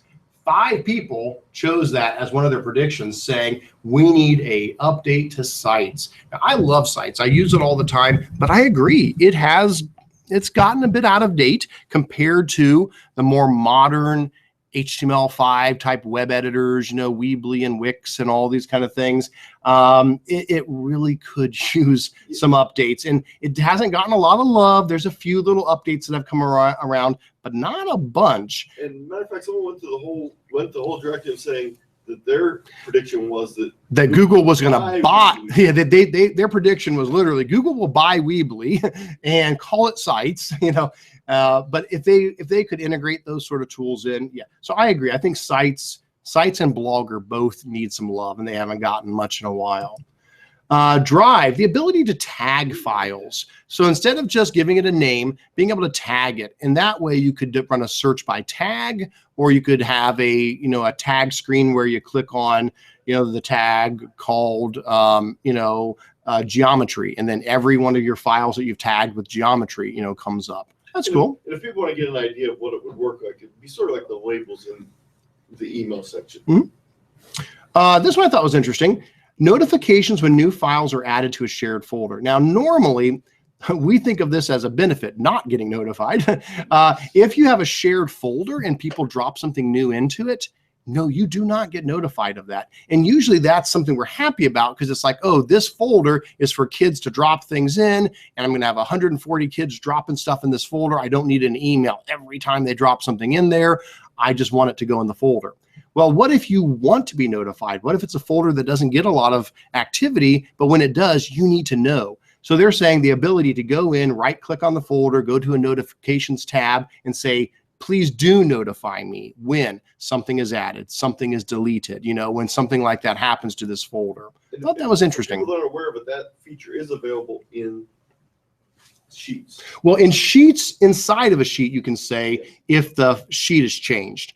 But really, that's it. You don't really get notifications for other things like, docs and slides and stuff like that. So notification options makes a lot of sense. New features for docs. They wanted to see the ability to write vertically in a table, add columns. There's the annotation tools again, and then fillable forms in docs. So like basically being able to, how you can do in Word, you can put in boxes that people can type in and use drop downs. That makes a lot of sense. There's ways to kind of mimic it now with tables, but it's not really what they're asking for. I know what they're saying is, let's not hack it together from a table. Let's have it be built into it. So I like that. Forms, copy questions from one form to another, merge multiple forms together into one. Sounds nice. Calendar, they just said needs a facelift. Okay, that's fine. I get that. And then a bunch of classroom features. People wanted to see rubrics available, integrating with SIS systems, recording video directly to the stream, not having to do it elsewhere and then bring it in. Better organization of content. I think that goes back to the one I was talking about. Parent access. So some way for people that are not in the classroom to get into the classroom and see stuff. Student grouping. Oh my gosh, that one's asked a lot. So how can you take an assignment and only give it to certain students? More website features similar to Sites or Blogger. So a lot of those people were talking about classroom. And then I think this is our final one here. This was a bonus one. I didn't know what to put it under, but one of our submissions was that Google will create a franchise of computer science charter schools targeted at middle and high school students. So you can go to Google Middle School and Google High School. That would be very interesting to see. So thanks, guys. Thank you for your predictions, and hopefully we'll see a lot of awesome new things come out this year. Anybody have something to add to that? Something that you hope to see in 2016? It would be nice if we could embed widgets or video into Google Docs. Media in Google Docs. Could you embed a video inside of Google Docs? And we realize it's a document. If you print it out, nothing's going to happen, of course. But why not let it be live while it's digital? Many people will never print out a Google Doc. It'll always be just a Google Doc. Why not be able to add a live video in here to play? Or like an interactive chart. Yeah, more like widget kind of interactive things. I like it. Good stuff. I thought of one other one along with those website features with Sites and Blogger. It might be nice to add a wiki to it. And it'd be something very easy to do. Yeah. All right. Couple more things then to mention. I'm not going to go into detail on a lot of these. I'm just going to mention them. If you are ever interested in saying, you know what, I would love on a Chromebook to somehow do secure testing, kind of like the air test or the park test was. There's no way on a Chromebook just to say, open a secure browser. Well, Red Deer Public Schools has put together a Google document that lists a whole bunch of settings you could change in the admin console and some templates you could use to kind of mimic that so that students would log in with a special account and it would be forcing it to go to a certain Google Doc that they fill out to submit, and they can't go anywhere else but that document, and it locks everything down. So if that's something you're looking for, I'm not going to go through it other than to let you know it's worth taking a look at what Red Deer Public Schools is working on. Pretty cool. This is another one I just came across, best YouTube channels for social studies classrooms. So if you do teach social studies, this is just a great list of like 10 or 15 awesome social studies channels. That one got posted recently. Again, I'll see these on Twitter. I'll see them on Google+. And throughout the month, I just throw them in the document, so take it for what it's worth. This is a neat one. It's a video that shows the growth of Chrome as a browser over the last 4 years, 5 years. Oh, it's back from 2008. So back from 2008, and Chrome is color-coded in green. IE is this big blue area. Firefox is the orange area. Then you got Safari and Opera. And as you can see over time, IE starts losing market share. Firefox stays pretty similar. And then this Chrome thing here starts growing. And I'll jump up a bit more so you can see it keeps on growing and growing and growing and growing to the point that Chrome is by far now the most used web browser anywhere in the world. And that's really awesome. I think that's neat to see how well it's been embraced. And that makes it easier when we're talking about Chrome apps and extensions because people have it installed and they're comfortable with it. So good for them. If you have not played this yet, I will not bring it up here, but it's hysterical. It's great. Google has released a lightsaber game. that does a really cool thing. Basically, you use your, well, basically, you go to the website first. I mean, I'll go to the website. I just won't try to, I don't know. I may be so tempted. I may have to do it.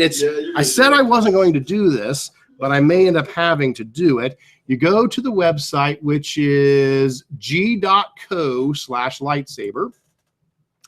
And then from that website, it gives you a URL. Now, nobody steal my URL. You're going to start controlling my lightsaber guy. Don't do that. Don't steal my URL. I have to go to that URL. And once I get there, it syncs my phone to this particular tab here in Chrome. And my phone is so slow. I'm sorry. Somebody's going to type in the code and steal it from me, and I won't be able to do it. So let me go here and pull up my browser on my phone. Oh my gosh. I think Eric needs a new phone. This one is very old. It is, no, I don't know. I have to check my Sprint agreement and see when I'm due for one here.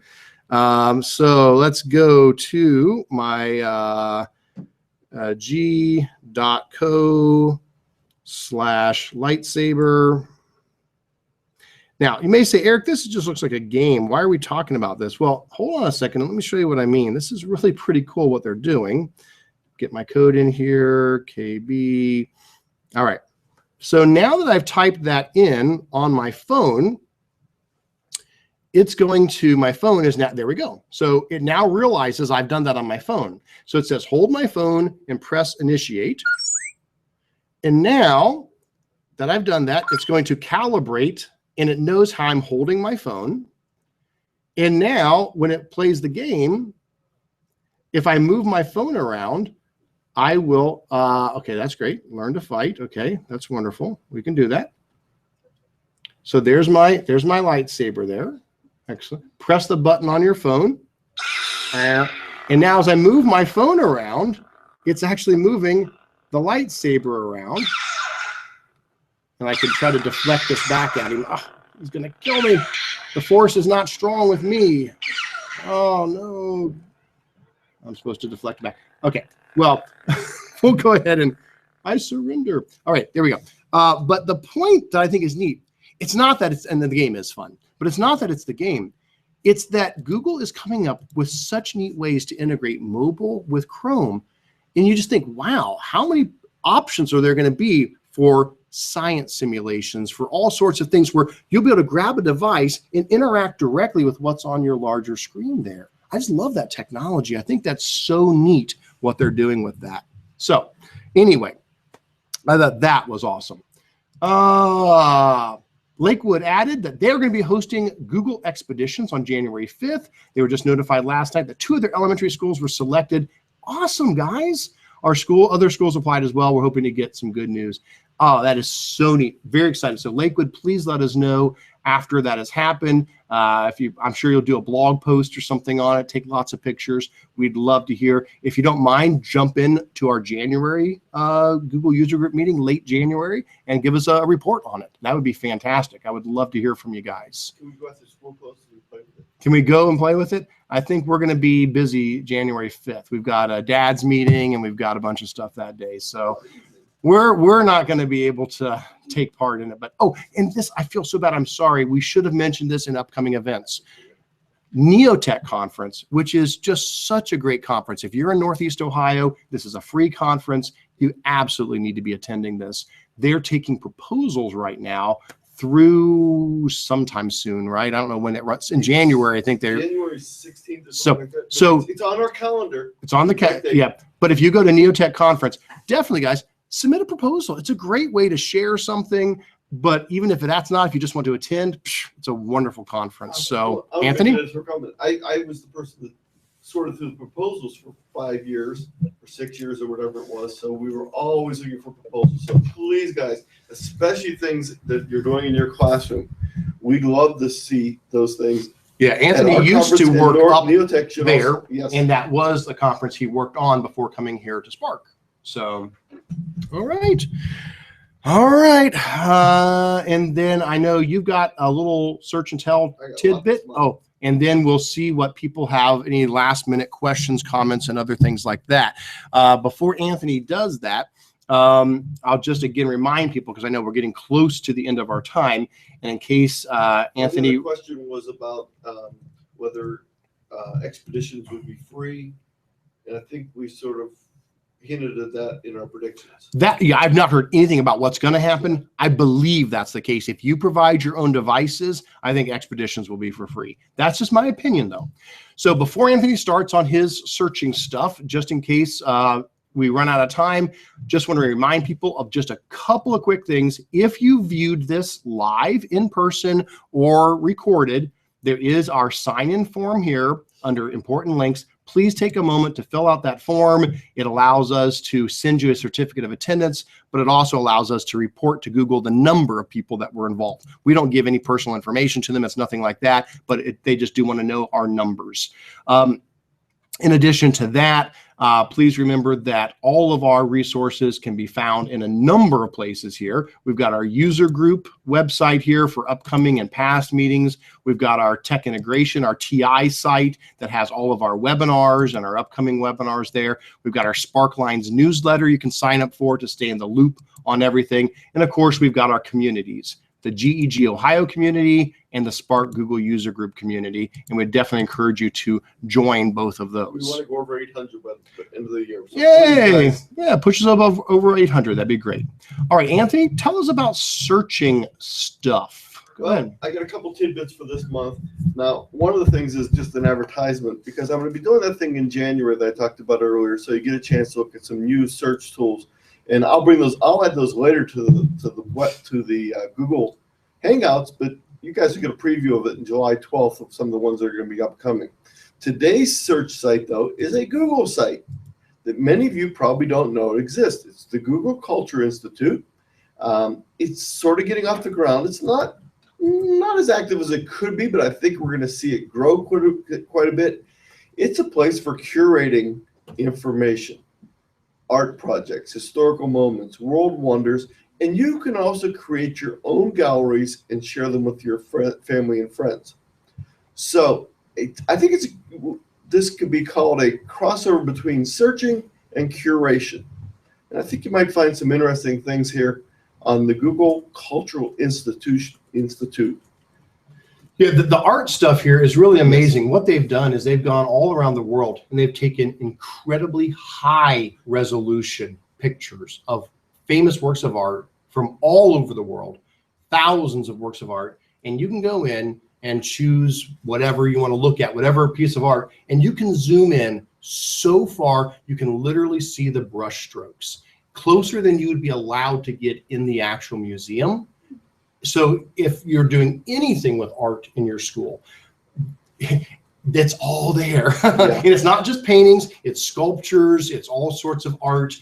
They have done an amazing job preserving this for all time by going in and getting these high resolution photos. You could easily take that and use that as your curriculum for an art appreciation course. Yeah. Or the next two over on the right, if you're teaching history or social studies, you got to go there. Primary source, documents, material, images. Yes, wonderful.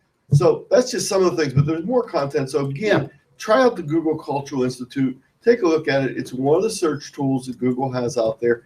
And as I said, it's partially searching, partially curation. All right. Okay, next thing I have is 2 holiday bonus items. The first one is not really a search site. It's what I'm going to call a discovery site. And if you like the obscure, strange, weird things, subscribe to the newsletter. You can click X out of that right now, but I subscribe to it. It's wonderful things you get. You get very interesting historical information. You get very interesting social studies, art. I love that you see bizarre things like the shark tombstone of Allegheny Cemetery. This is something that really, I'd say this is the site that thinks outside the box. And that's Atlas Obscura. All right. And it's just part of my Learn Something New Every Day page, where you can find another 200 sites that are very similar to this. So again, if you're bored over the holidays.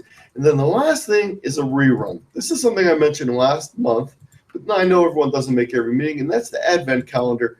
And the nice thing is, if you waited this long, you can see all the presents up until today that are available. I especially think that you'll enjoy the one from December 2nd. If you can scroll down a little bit. December 2nd has a whole cookbook on it that I've created of Italian recipes, family recipes. So And for those that don't remember, basically Anthony has set up some formulas in here that it checks for the date. Yep. And based on the date, it like will here, let you know. December 19th, we haven't gotten there yet. So it's all wrapped up. It's still hidden. But once it gets to the right date, this automatically refreshes and suddenly it reveals the next row in there. So yeah, cool stuff. All right. Any other questions, comments? Looking to see if anything else got thrown in the doc. People here in person today, any other questions or comments? Something you want to share about what's going on in your school or anything else? All right. Well, folks, really appreciate everybody taking the time to be here today, either live in person, live viewing it remotely, or hey, if you're watching the YouTube video later, that's how most people catch it. That's great too. We appreciate you taking the time to do that. We'll be back in January for our next one and look forward to starting to see the predictions come true. And just a reminder for people that are in Portage County or somewhere in our area and they'd like this host a remote session of this, I'll be happy to that's come a out. good point. Last year we did a lot of them where Anthony would go up somewhere north because we serve such a broad area that it's hard for people to get there in person. And so we did a lot of them up in Ravenna and Streetsboro and Garfield. And so if somebody up north in Portage would like to be a satellite location, Anthony can go up there. I can stay here. We'll connect through the Hangout, and it would let more people be in person. So let us know, and we are certainly happy. Yeah, to do that. we've talked about if you want to bring your students, if you want to have it as a student activity, we'd be happy to do that also. All right. Other than that, thank you guys so very much. And I'm going to go ahead and we'll stop the broadcast there. So take care, everyone.